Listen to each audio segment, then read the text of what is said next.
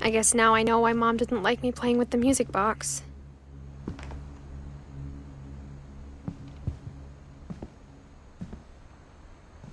Edie's father, Odin, built the original house.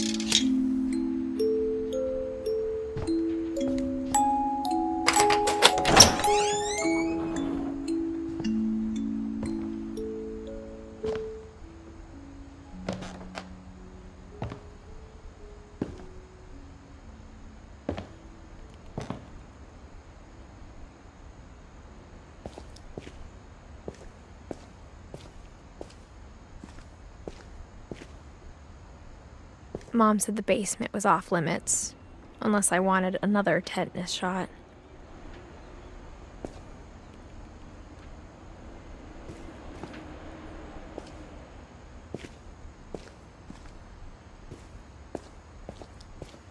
I saw Edie sneak down to the basement once, carrying packages.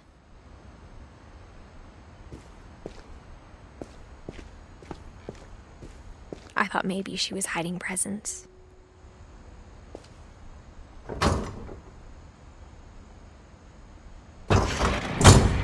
It turned out she was hiding a lot more than that.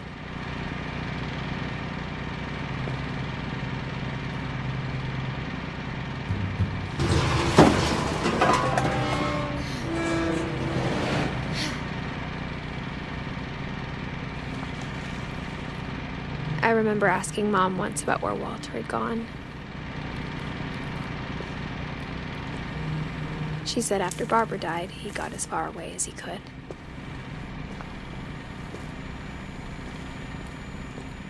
If there's a pattern in all these stories, I think it's that none of us has gotten very far.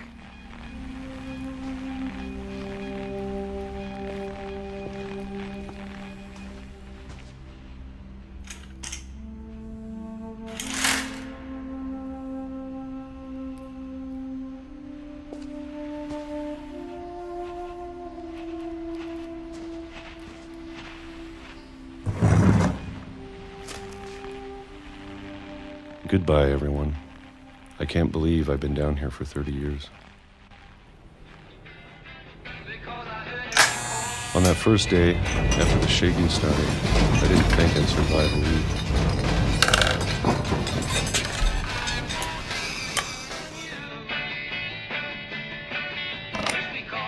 But after a few days, I settled into a routine.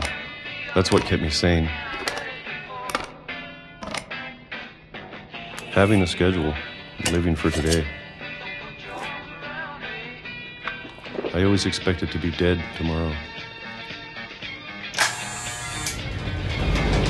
But if you wait long enough, you get used to anything.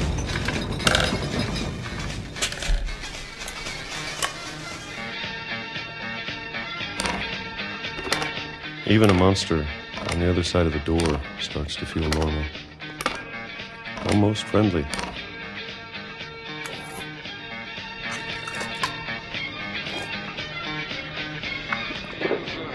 And then one day, everything just stopped. Whatever that thing was, it was gone. Maybe it got tired of waiting. Or maybe I just got tired of being afraid.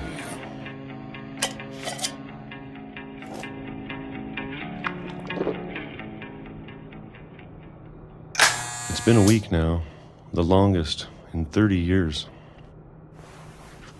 I'm done waiting. I have to leave while I still can.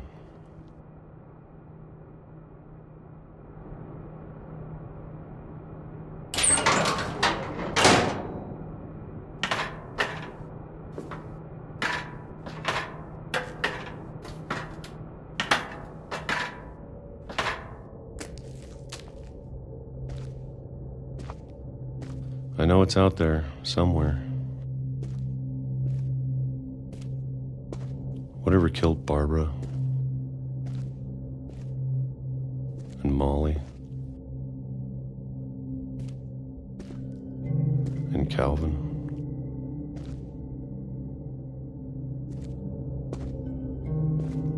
Maybe this is all a mistake. But I need to stop living the same day, even if it kills me.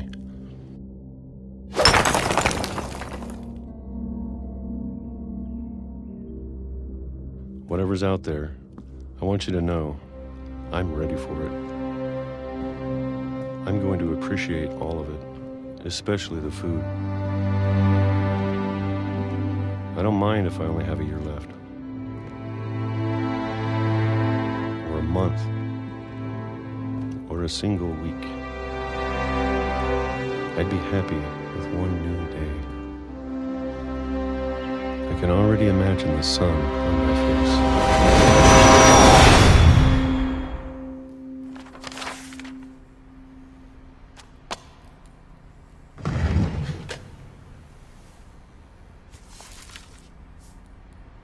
Walter died when I was 6. I can't believe my mom never told me he was down here.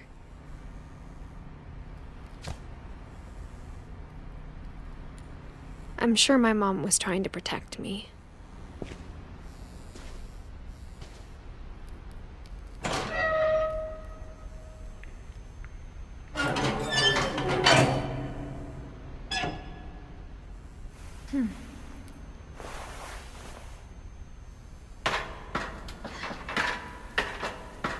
Maybe she was afraid I'd end up like Walter.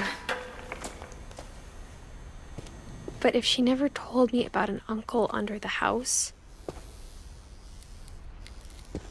I can only imagine what else she was hiding. I don't want to make the same mistakes she made.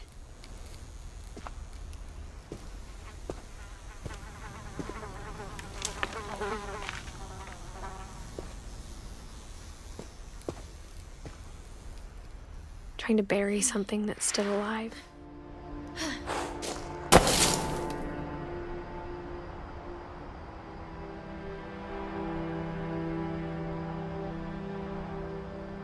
Now that there's only one of us left, or maybe 2, I thought it was time I heard the stories for myself and found out what happened to everyone else. But now I'm worried the stories themselves might be the problem. Maybe we believed so much in a family curse, we made it real.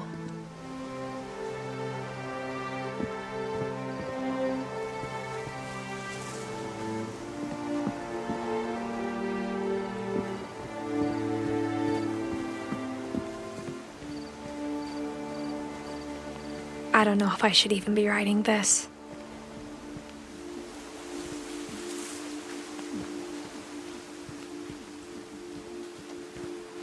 Maybe it'd be better if all this just died with me.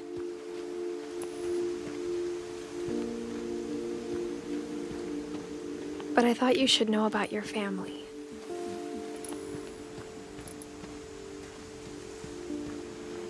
And the history you're a part of.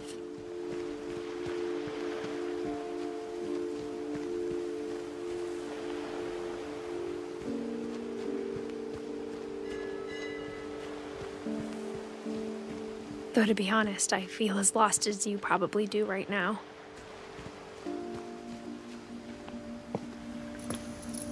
I think the people in these stories believed them, for what that's worth.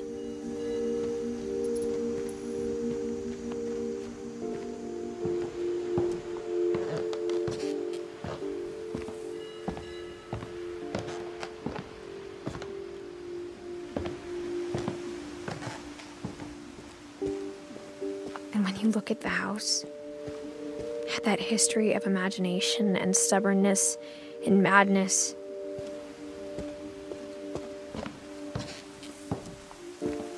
any of it seems possible.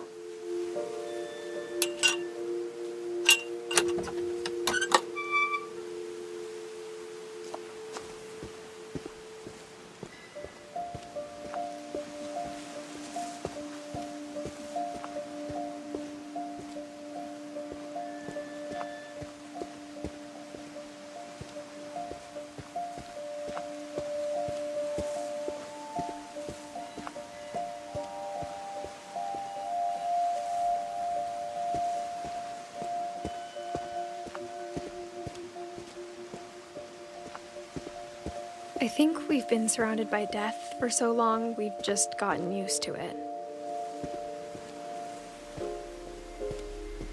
What kind of family finishes building a cemetery before starting the house?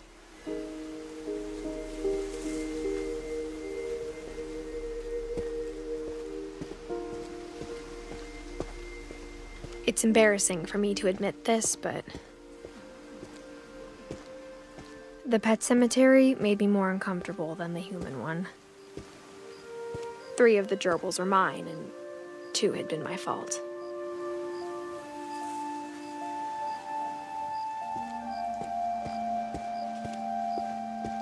Sven built the house, but it was Edie who designed the cemetery.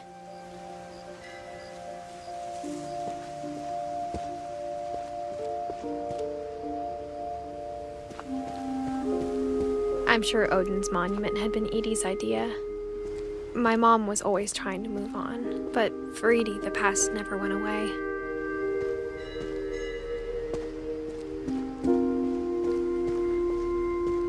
She could see it poking out of the water at low tide.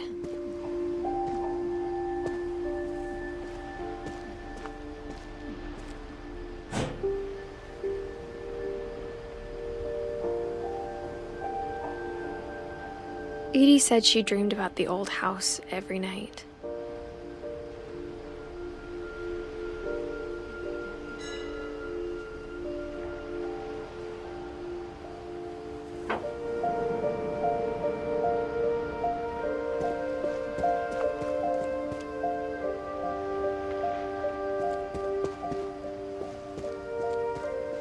Edie's side was always easier for me to understand.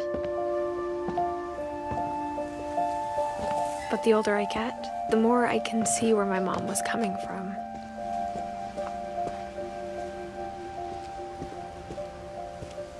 She lost 2 of her brothers, just like I did. I get why she tried so hard to protect us.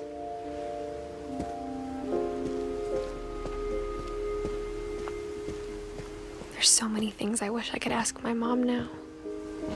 Part of me thinks this is what she wanted all along. For me to come back someday and find everything out for myself.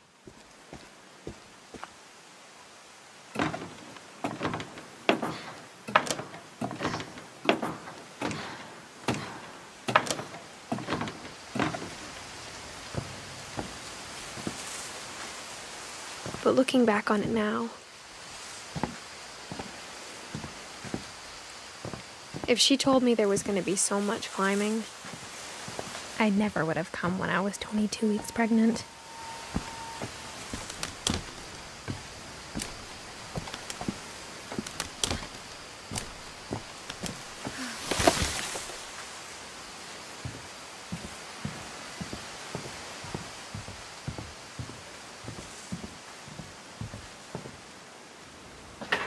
I never met Grandpa Sam, but I think he and my mom had a lot in common.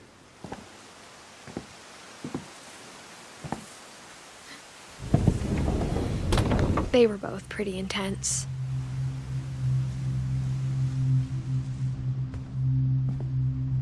Sam spent his life shooting photos, but Mom said he got nervous being in front of the camera.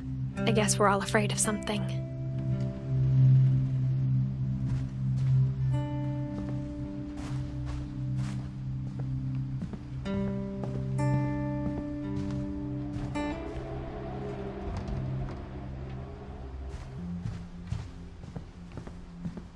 Instead of hiding from death, Sam seemed to go out of his way to meet it.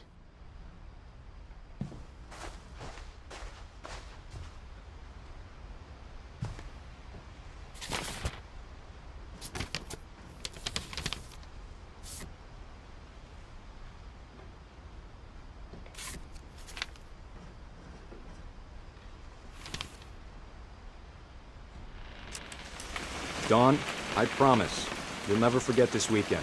Yes, sir. These memories are gonna last a lifetime. Mm-hmm. Perfect.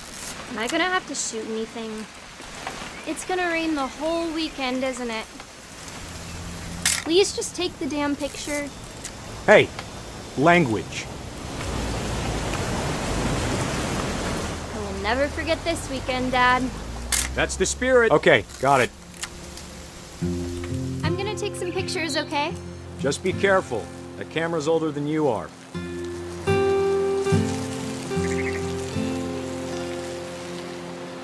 Definitely should not have drunk all that coffee. You're right, Dad. It's starting to clear up. Still freezing, though.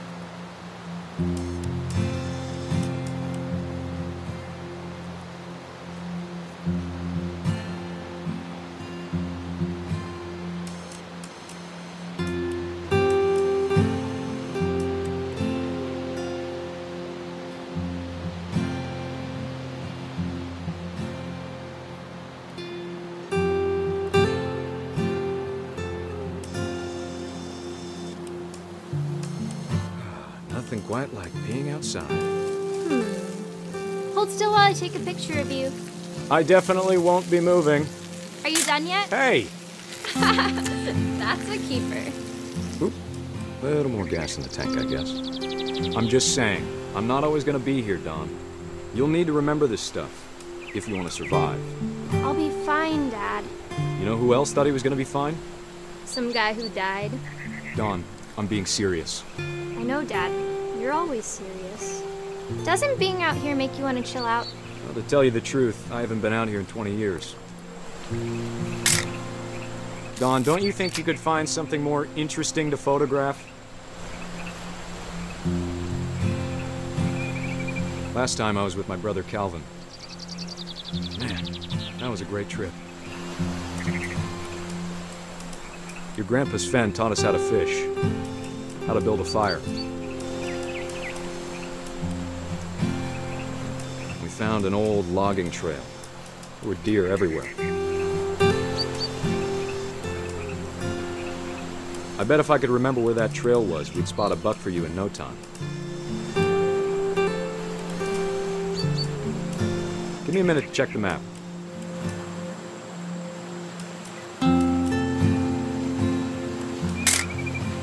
You don't need to waste any more film on me, kiddo.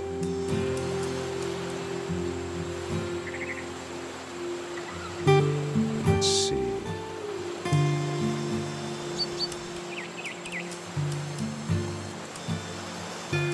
Maybe.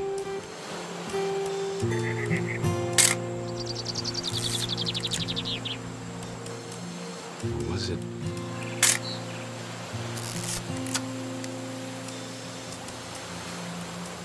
It could have been.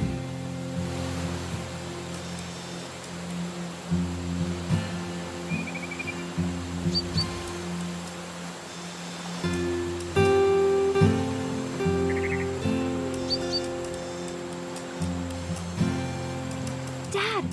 Good eyes, Don.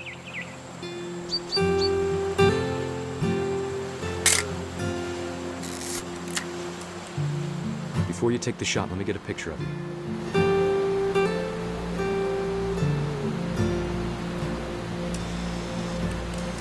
Dad, I... Just breathe. Turn off your imagination. Focus on your target.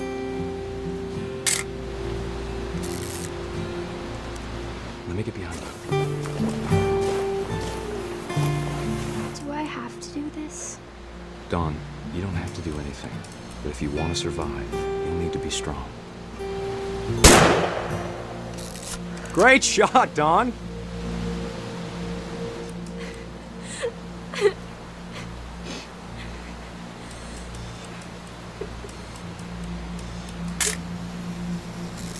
I'm proud of you, Dawn. Always remember that, okay?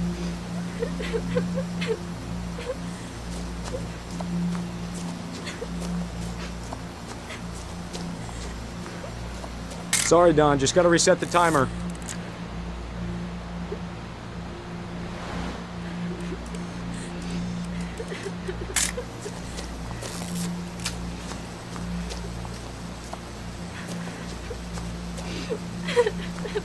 Dad, it's twitching. I think That's it's totally normal, Dawn. Just focus on the camera. Try not to think about— Dad!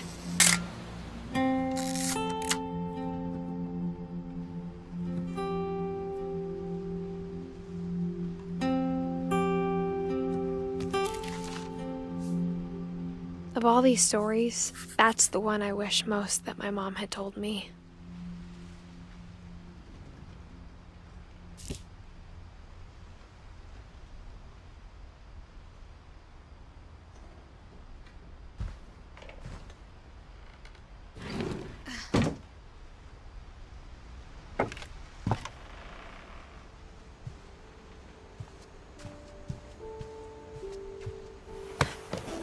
After Sam died, my mom and Edie got really close.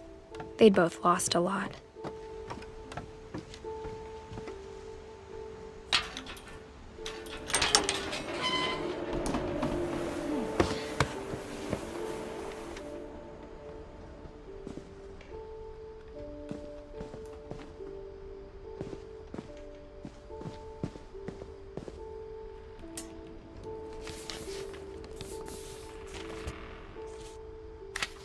Dear Kay, do you remember the way Gregory used to laugh when he thought he was alone?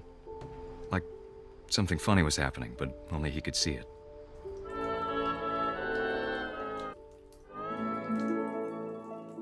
I think he saw things the rest of us don't.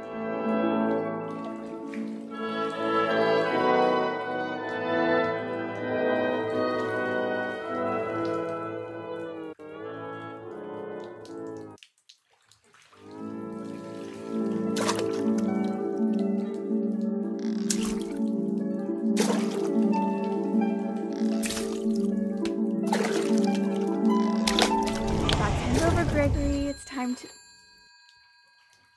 Hold on, sweetie. Hello?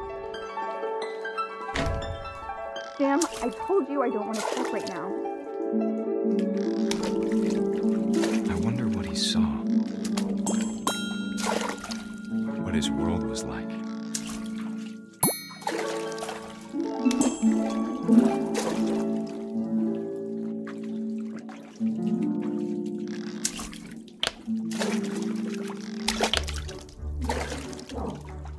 He reminded me so much of Calvin. Lost in his imagination. Whatever it was he saw. It sure made him happy.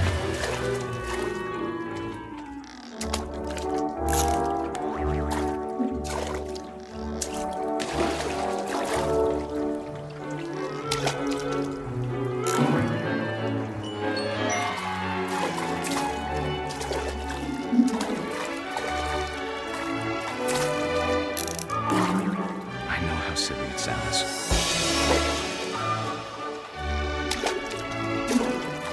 But I worried about a baby being too happy. I could feel him slipping away. Sorry about that, Gregory. I know you did everything you could. Maybe if I hadn't called that night. I wish he could have told us. About the world we saw.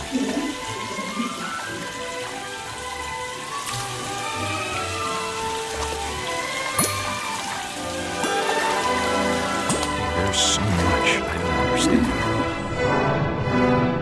About Gregory. About everything.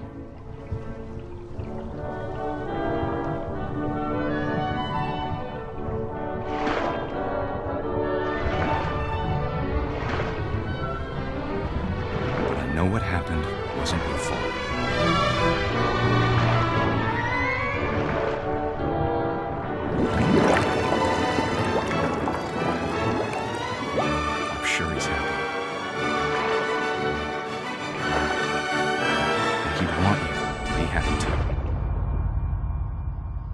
Good luck, Kay. Love, Sam.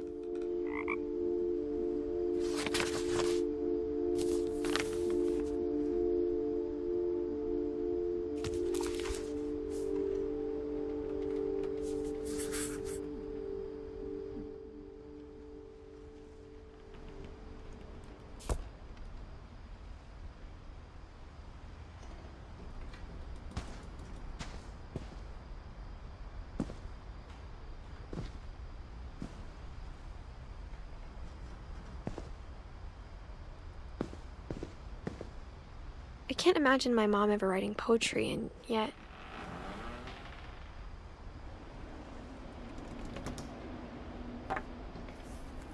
A poem for Gus, who always said the wedding was a bad idea. Our father never hit us kids, at least not very hard, before the day my brother said with teenage disregard that he'd be dead before he'd see a wedding in our yard.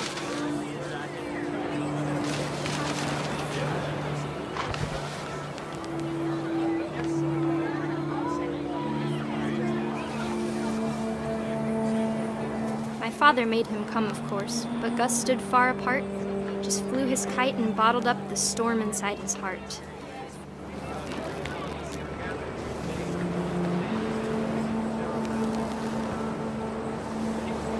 I tried to talk him out of it, but though he'd never met her, "We don't need a stepmom," were the words that I now remembered. pronounce you husband and wife. You may kiss the bride.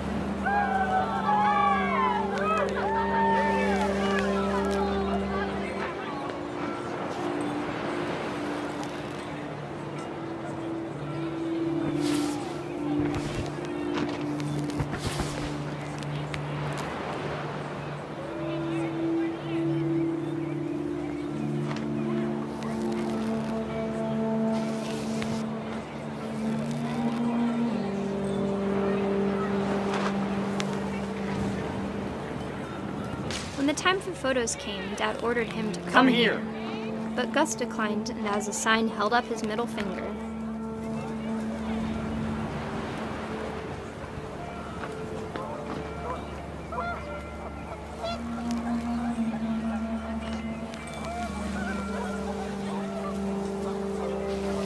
The wind picked up, and panicked geese appeared and quickly went. But all the humans did that day was go inside the tent.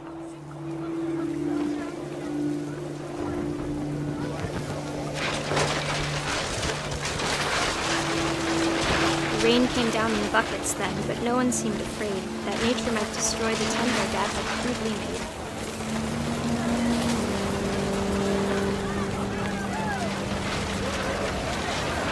The thunder sounded much too close and full of angry power, but all my father said to this was, "Make the music louder."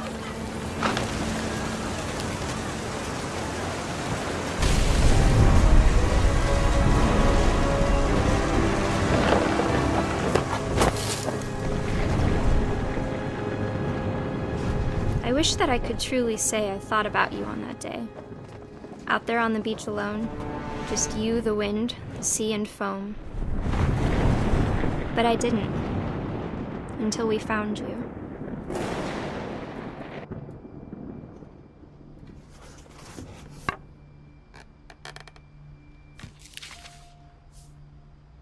She never talked about him, but Mom told me once if I was a boy, they were going to name me Gus.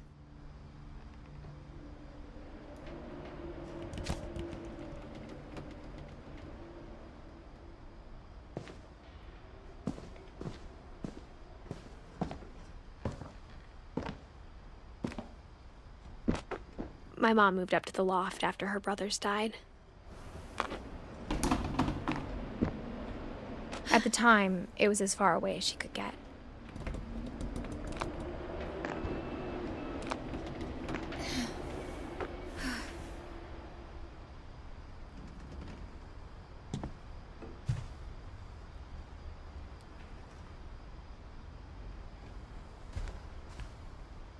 She spent a summer building houses in Calcutta, where she met my dad, Sanjay.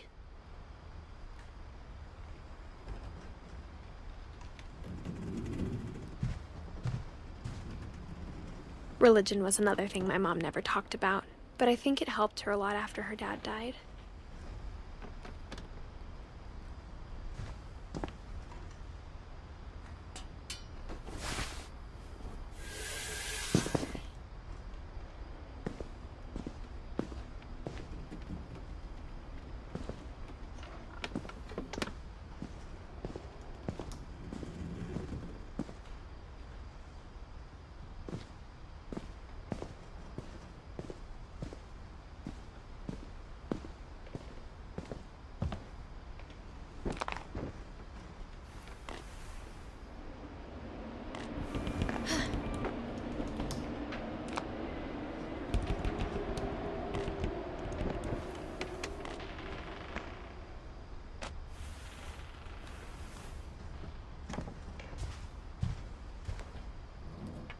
My mom moved to India a week after graduation and got a job teaching English.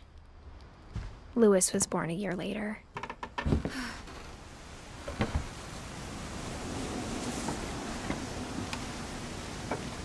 When my dad died, I don't think Mom knew where else to go. I'm sure Edie was happy to have her back.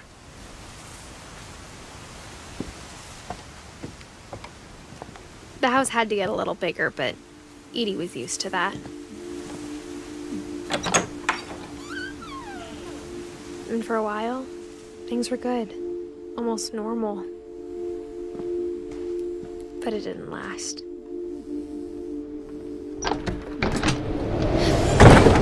The beginning of the end was Milton's 10th birthday, when Edie gave him a castle.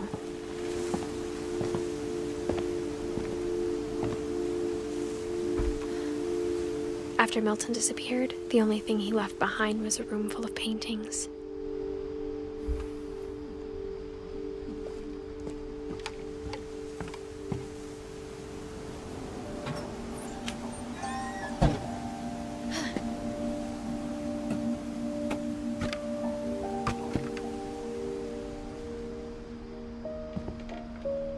I think Edie was happy to finally have another painter in the family.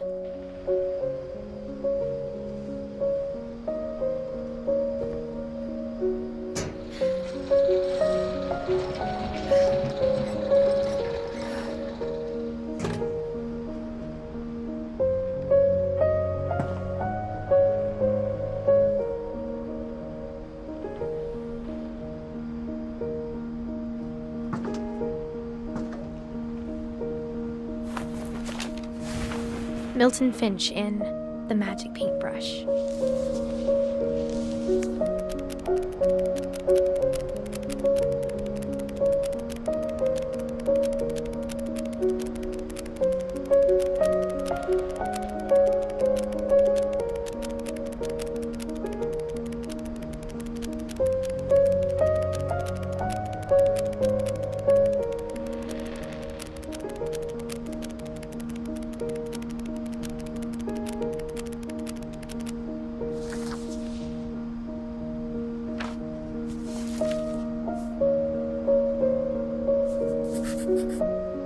I was 4 when Milton disappeared.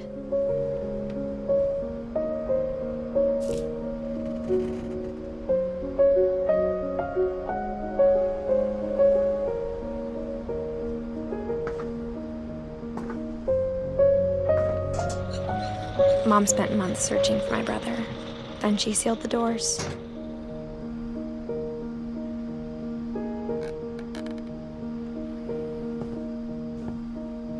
Whatever Milton had found in the house, Mom didn't want it getting out.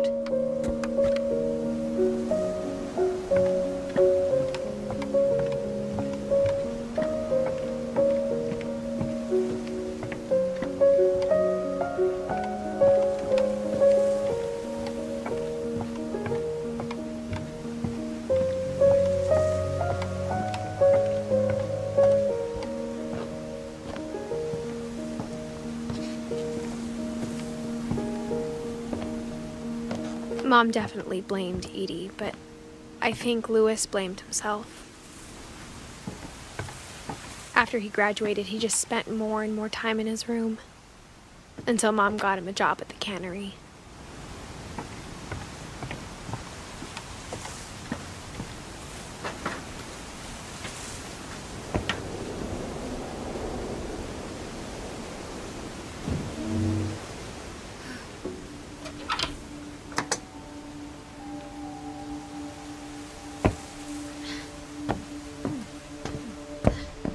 Lewis's room smelled very, very familiar. That part of him lived on.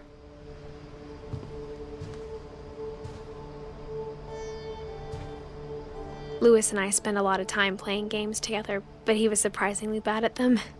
He died a lot.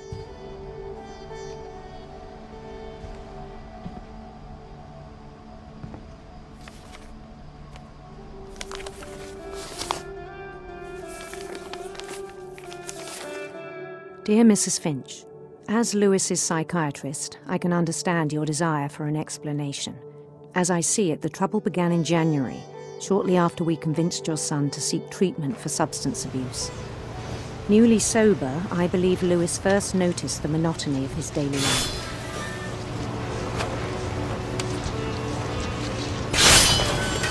He kept working at the cannery, but he withdrew part of himself. In our sessions, I saw the same behavior. His mind began to wander.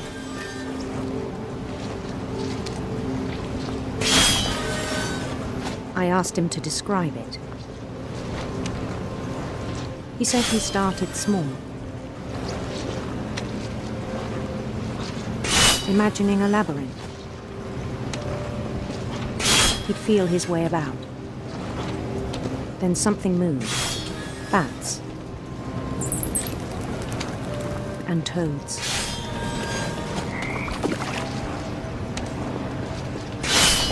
And things that have not names. He knew it was all in his head.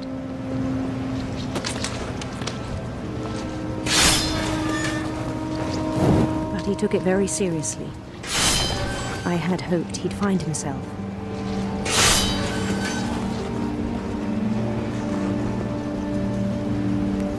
But he found something more. I worried about him then. Daydreaming at the cannery. I spoke with his boss. But he said Lewis had become a model employee. Methodical, tireless, focused. Like a whole new Lewis. So I let him go on.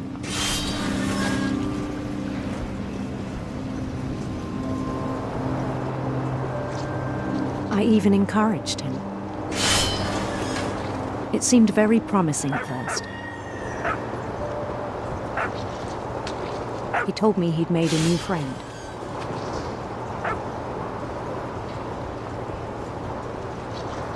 On the edge of a city he named Lewis-topia. He built the city up slowly, brick by brick. Then he made musicians.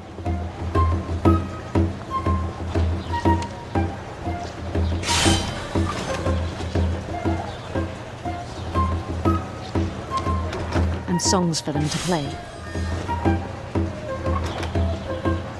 He talked about starting a band. And he was always humming something. Every day his imagination grew stronger. He no longer spoke at the cannery. But his chopping was as reliable as ever. Then one day it struck him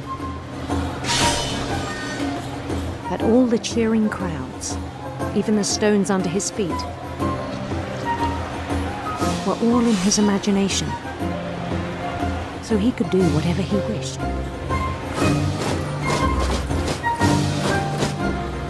He held an election for mayor, and he won.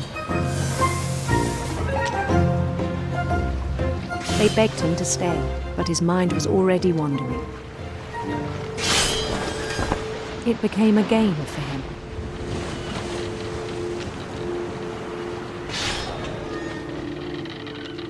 He'd conquer a city, then immediately push on. New Louisville.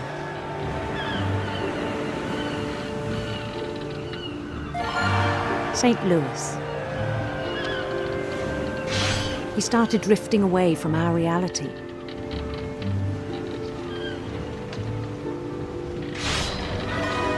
Minneapolis, until one day he forgot to go home from the cannery. Even as his mother pleaded with him, part of Louis kept sailing on.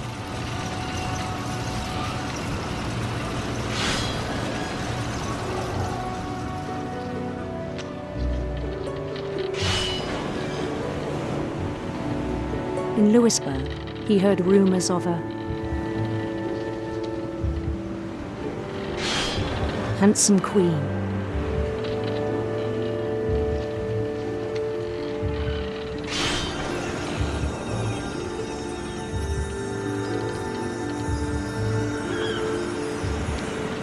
The queen was on her own quest for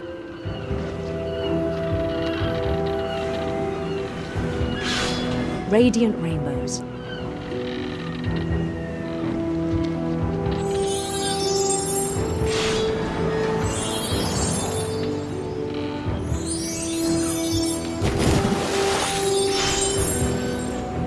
He followed the sound of her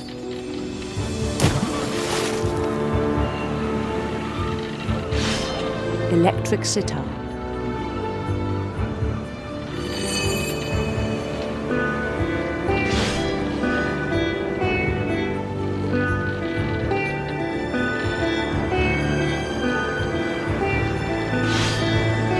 His chase led him to a golden palace east of the sun and west of the moon. Even then, his logic remained sound.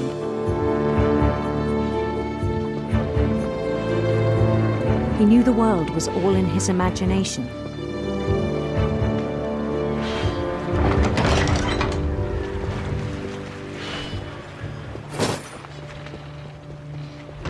But he was so proud of having created it. In his own eyes, he'd become something greater than a king.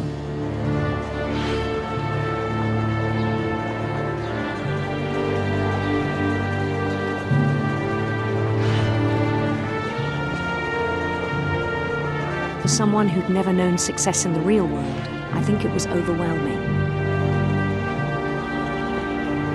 And then it struck him that the real Louis was not the one chopping salmon, but the one climbing the steps of a golden palace.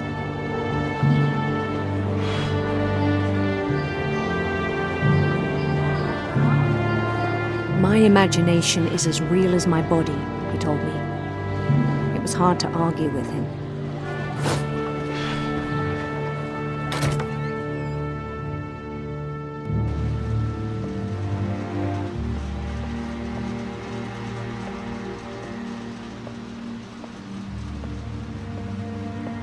He began to forget the world we know.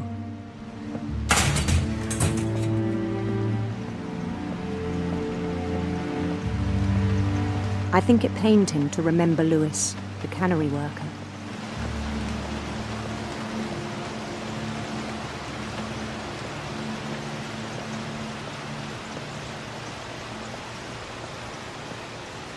He began to despise the man with a royal contempt.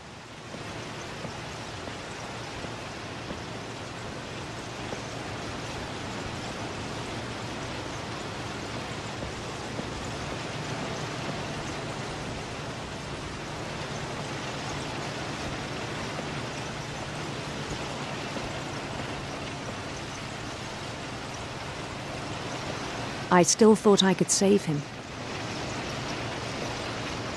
Even after he said he was being crowned king over all the lands of wonder. The palace would be packed with his companions.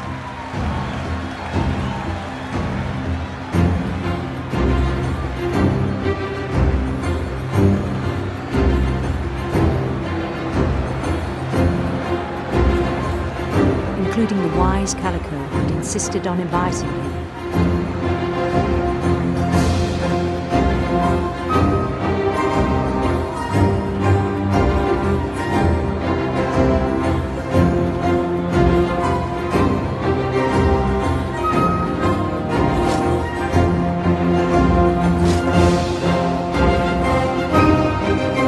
His Queen waited, holding his crown.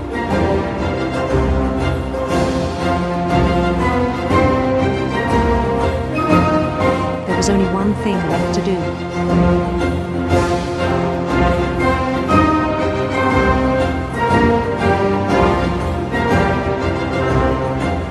Bend down his head.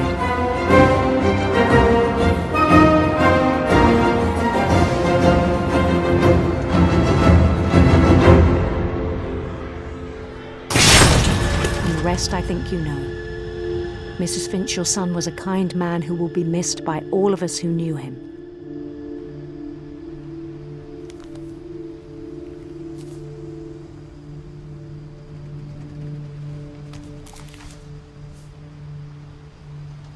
My brother was really cool. I wish you could have met him.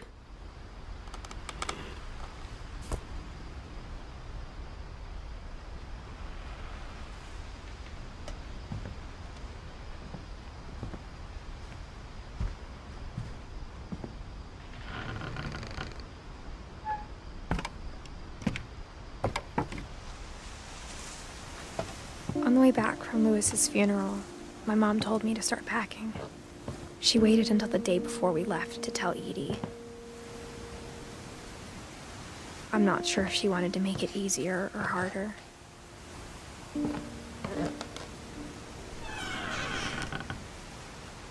I wish we'd stayed. But I understand why we left.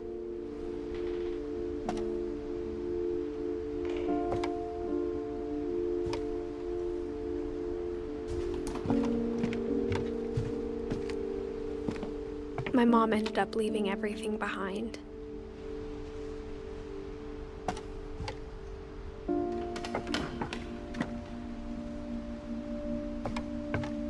What happened that night had been coming for a long time.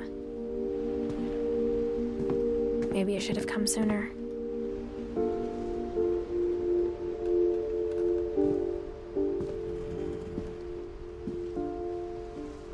But it had to end one way or another. All that's left now is to tell you about that last night.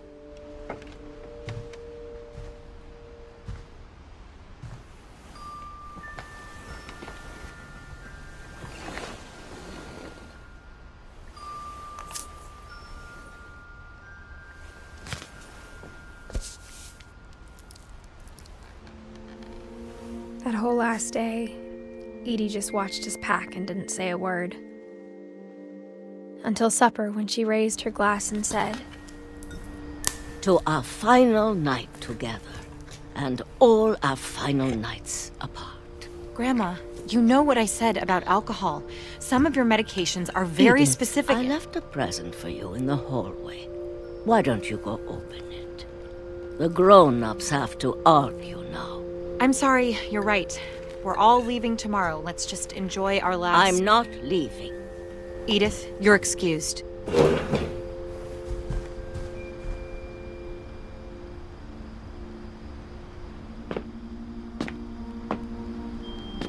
The power had been shut off that morning, but Edie always had plenty of candles. When my mom sealed the library, I don't think she knew about the other entrance.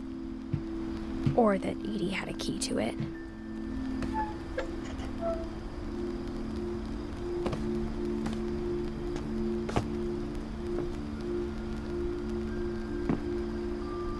That thing you're afraid of isn't going to end when you leave the house. Edith has a right to know these stories. My children are dead because of your stories. I think it's best if Edith and I leave tonight. We'll have the nursing home send a van for you in the morning, okay?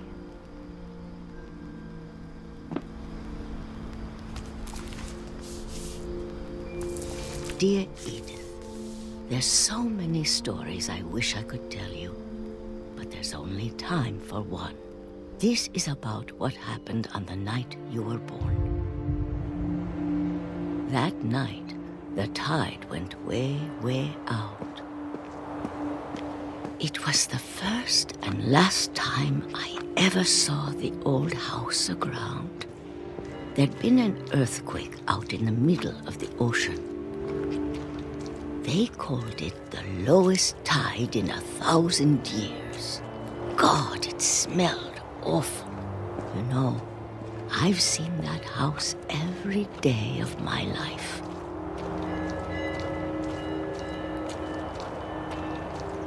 But I never thought I'd go back to it. When the fog rolled in, I lost my way.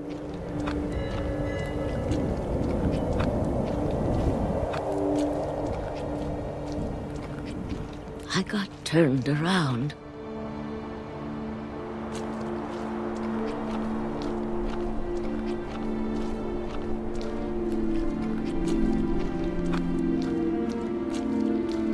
For a while, I wandered.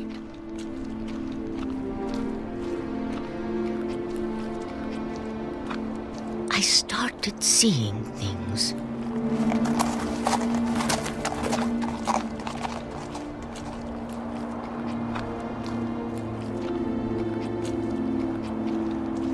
Things I'd forgotten had ever existed.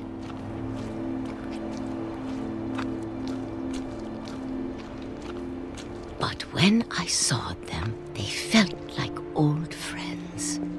That night, a lot of things came back to me. Or maybe I came back to them.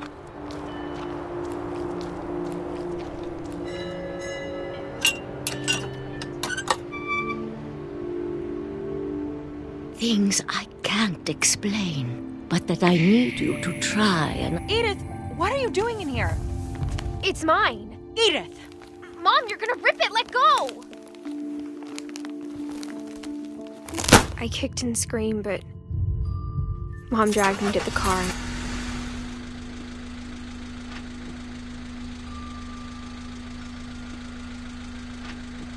I never saw Great-Grandma Edie again.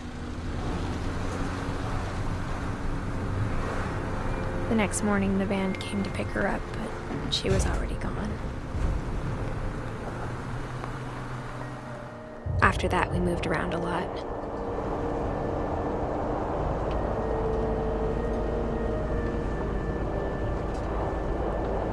We both tried to make the best of it.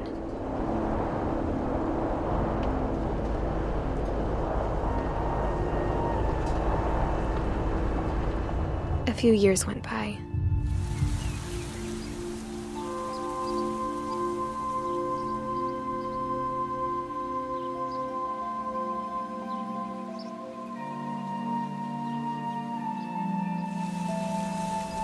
My mom didn't like to talk about it, but she started getting sick a lot. The rest happened pretty quickly.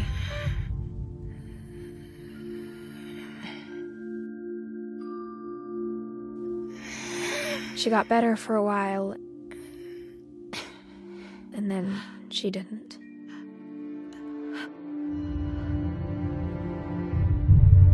And then I was alone. The last Finch left alive.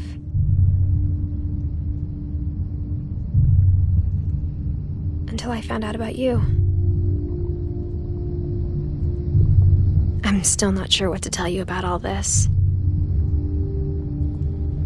If we lived forever, maybe we'd have time to understand things. But as it is, I think the best we can do is try to open our eyes. And appreciate how strange and brief all of this is. This journal was supposed to be for you. But now I hope you'll never see it. I just want to meet you and tell you all these stories myself. But I guess if you're reading this now, things didn't work out that way.